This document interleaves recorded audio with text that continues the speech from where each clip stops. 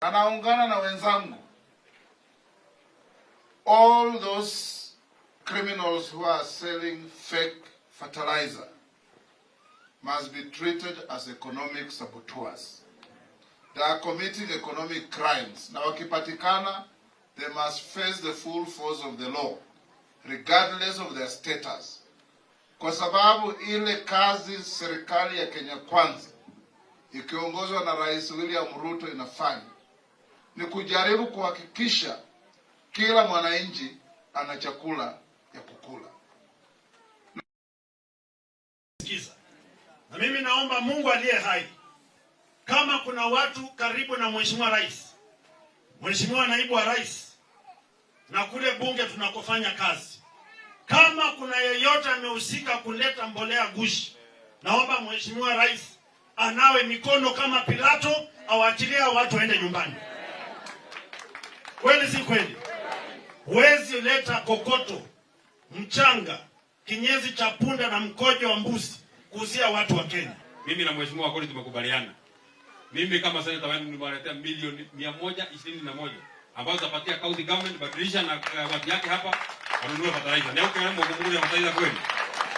Na mkera badilisha.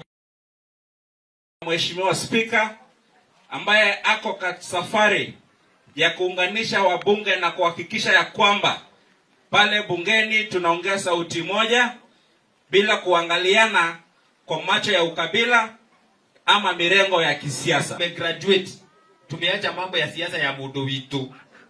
Kana mule wa mudo witu. Mtu ambaye anatusaidia ndiye mtu wetu. Hii kabila si kitu kwetu tena, hasa hapa kwetu Nyandarua. We are looking at leaders who can transform, leaders who have a vision for this country.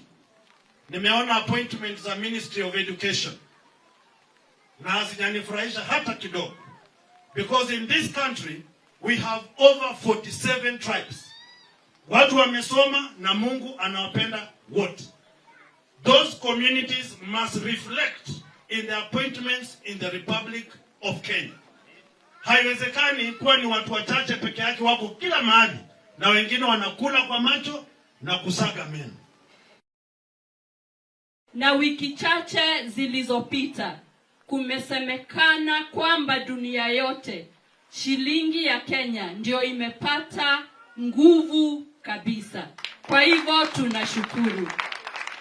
Bei ya mafuta imeendelea kushuka na mambo mengi imeendelea. Kwa hivyo tunashukuru Rais, na ninataka kuwahakikishia kwamba kibiashara tumesimama vizuri.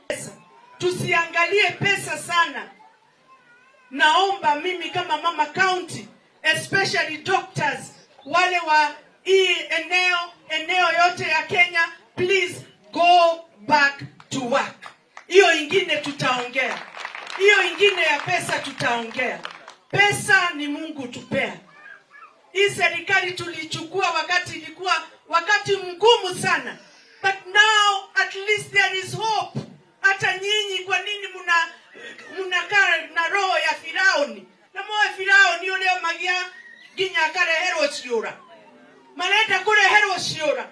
Nigeza mathondeke andũ a Kenya. Si ndio?